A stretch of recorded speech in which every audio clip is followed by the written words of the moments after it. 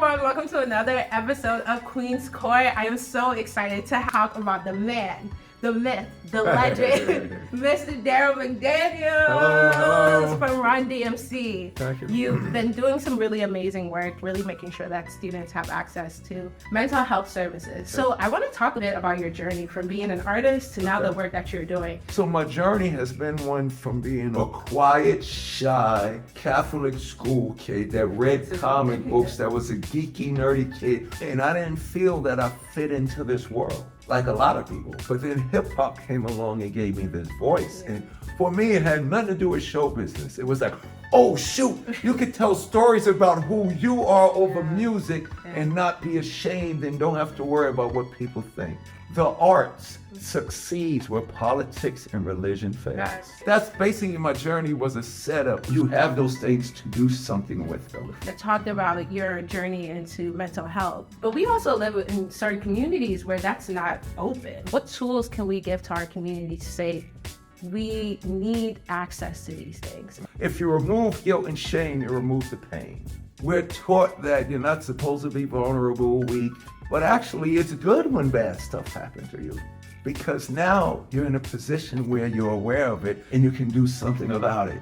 There's so much guilt and shame. And the reason why is harmful, destructive behaviors are celebrated in our communities. So we don't celebrate doing something about being afraid, confused, or weak. But then I started noticing that when I'm talking about, I was in rehab, I was suicidal, this and that, it changes the person I'm talking to. You know, they're looking at me like this, but you're supposed to be the mighty king of rock. Not everybody is the king of rock. There is none higher. Sucker MCs should call me Sire. I start doing this hip hop thing and they get so excited and they get all this inspiration. We're taught that there's no strength in going through pain and struggle and stuff like that.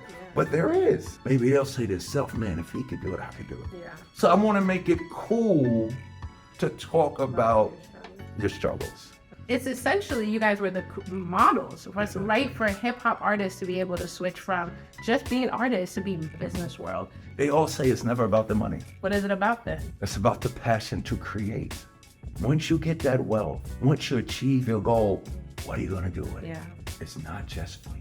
Every country that I've been, they say this to me. DMC, when Steven Tyler from Aerosmith knocked down the wall that was separating on the video, it didn't just happen in the video. It happened in the world for real. It manifested. Who's an artist right now that you think is doing really great work and you're happy for them to fill in your shoes?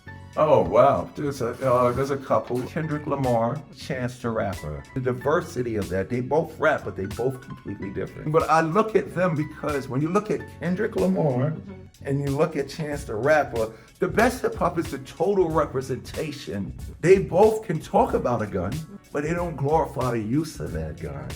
See, that's the problem with our stuff now. There's so much negative content that has become overwhelming and dominant. Run DMC probably cursed on 3 or 4 records. And when we cursed, it was to drive a point. I'm not trying to tell record companies how to run their business. I'm trying to tell them how to support my culture more. Yeah. And on that note, DMC and the place to be, and I know a lot about places to be, and the only place for you to ever be is right here on Queen's Court. Hey!